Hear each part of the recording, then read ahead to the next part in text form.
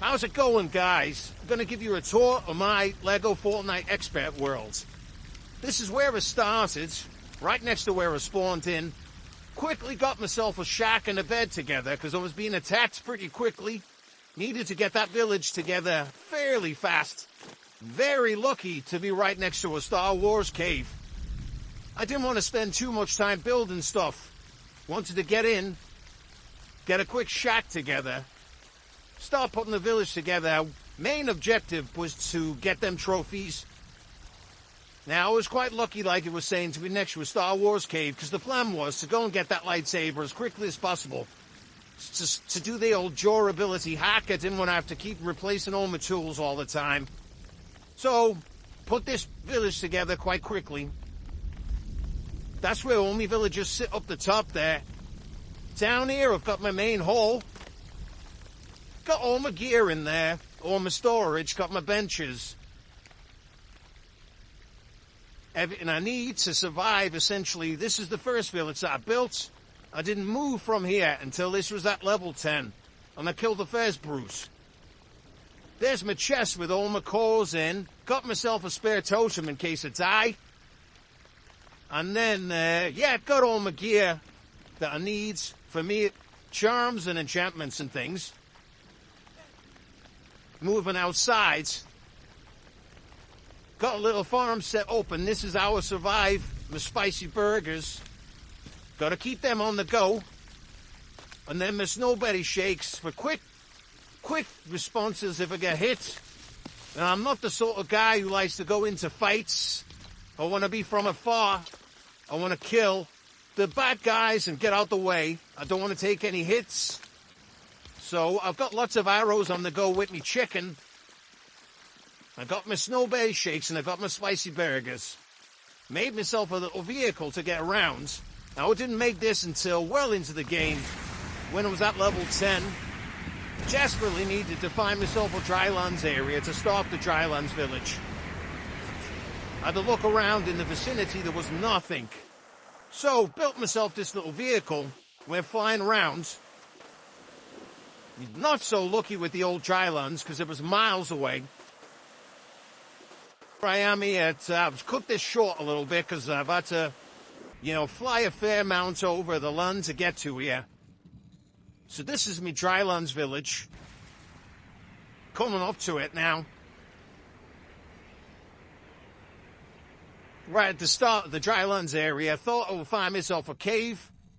Obviously, you need to get into caves quite a lot in the drylands. There's lots of resources that you need in there to level up these villages. So, plenty of obsidian. Lots of bright core needed. So I made this little village here. Levels it up to number 10. There's my trophy, loving it. Completely custom village built on the side of a rock, built here so that it was nice and safe. It's not one of them villages or grillages. It's a proper village, decked out. Nice for the old inhabitants to live in. Here we go. Gonna have a look inside here. Got myself a nice little village square and nice safety of the compound. Everyone's got a nice bed to sleep in. And got me villagers working on all the machines. I haven't got everything in this one. Didn't need all the machines to get this up to level 10. But I've got all the main ones. Got me 2 benches in there. Bit of gear going on. And if we go outside, up the steps and around the corner here, got myself a nice little balcony so I can have a look out across the dryland zone. Don't spend too much time in this one. This is just a nice, compact village. Gets it up to level 10. Gets the job done. Gets the trophy sorted. Got a little bit of a farm. And then a little landing deck up the top here. So I can bring me little vehicle in and out when I need to. Nice and straightforward. Now a little tip is to have a little outpost now. This little outpost is right next to a drylands lake. Now these lakes have got some good fishing, but also this particular outpost, it's built on a rock. I've got all my gear in here, but it's not a village crucially, so the idea is that all around me, I want to keep all the creatures spawning in, and I'm going to farm them from the rock, essentially. So I've got a bed up here still, just in case I was to die. Got all my gear in the chest. This is all stuff I've been farming.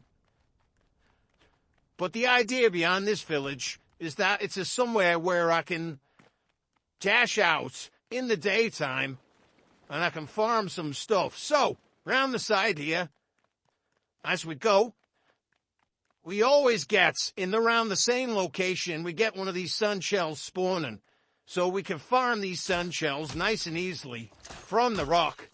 And all we got to do, fight him with the old crossbow. And get out of his way when he throws them rocks at us. Fortunately, my great shot sometimes. They do like to move about a fair bit, these little sun shells. Come here, you little bugger. Oh, there you go. And the beauty of this little rock and me little fishing rod is I don't even have to go down into the danger. I can just sweep it up like that without having to worry about getting attacked. On the other side here, we often have some of those little blast core things spawning. We have more sun shells spawning and plenty of wolves as well. So nice and easy, standing up on my platform, I can farm the sun shells, I can farm the wolves, and I've got no danger of having to be fighting any battles or being attacked. Nice and easy. The way I like it, really. There we go. Come here, you little bugger. I'm going to kill you as well. There we go. Here we go. And then when you've got them, you just fish up the bits and bobs that you need off the floor.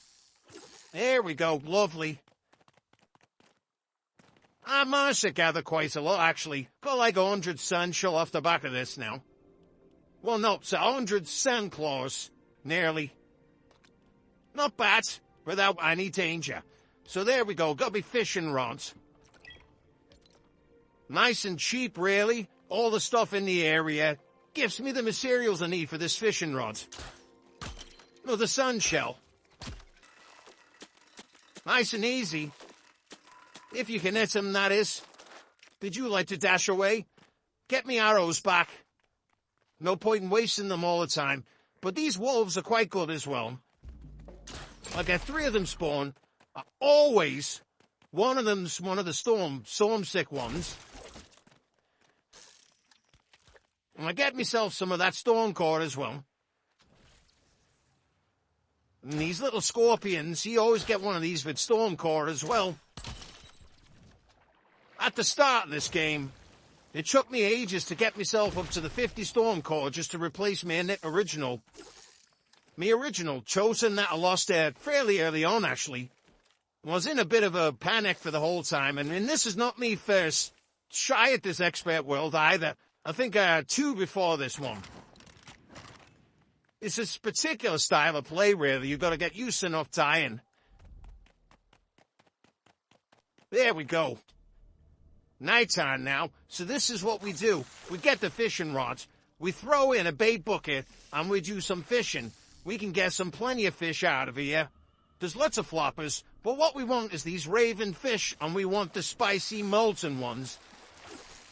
There we go, one of them blue ones there, that'll get you a bright core. We get a few of them. They only come out at night. Pointless doing it in the day. Overnight, get me fishing in. I've got plenty of those floppers, so I'll throw them back. These ones aren't too bad. But what we want is the raven ones, and we want the molten slicey fish, because they're going to give us some bright core, and they're going to give us some blast core as well. So one night's fishing, you might get 5 or 6 blast core, which is pretty good, considering you've not put yourself in any danger whatsoever. There we go. Lovely. A couple of them. Yeah, we'll have it. We'll have it, yeah, lovely. Lovely. Always need your bright core, always need your blast core. For your recipes. Not bad for one night's fishing, I'd say. Get back in here. Get them in the food processor. There we go, 7 of them. That's going to give me 7 blast core. Lovely. Just what I needed. And we can use the fillets as well, but we'll stick in them raiding fish. That's going to give us some bright core, which is always pretty useful as well. Need your bright core to smelt your iron and your lights. There we go. A little bit of fishing I've got. Easy, a full stack.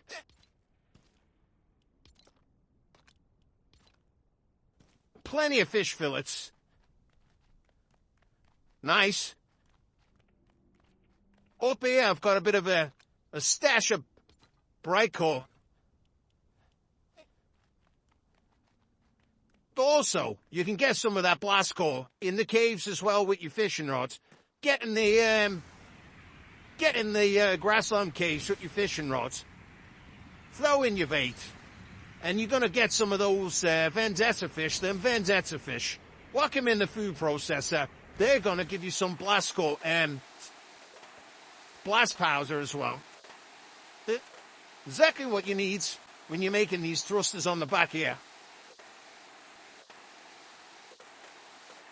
So there we go. Over to the Frostlands village. Now this is the last one that I made. I had plenty of resources at this point. I figured I could get this job done fairly quickly. So all it is, it's one of their makers. Warehouse type things, barns. Right on the edge of the grasslands. So this is what I did. I built a barn on the edge of the Frostlands with a barn in the grasslands area. That way, I'm not going to be freezing to death at night. But my village is still technically a Frostlands village. So there's a bit of a tip for you if you're trying to level this up. There we go, it's not a bad village. Got me totem there. Got me trophy. And this is all there is really. It's just one barn. Bit of gear in there. All the stuff I need. Up here I got myself an oven. This is where all my villagers live. It's quite cozy, actually. No one's freezing because we're on the edge of the Frostlands. And that's pretty much the end of the tour. 3 villages, 3 trophies. I wouldn't say it was easy, but I only died once, I think. Thank you very much, Sprite Bomber. Yeah, how's your job? Give me some pies, give me some pizzas, love it. Thanks to Bear to meet me on the tour. Hope yours goes as well as mine did. See you next time.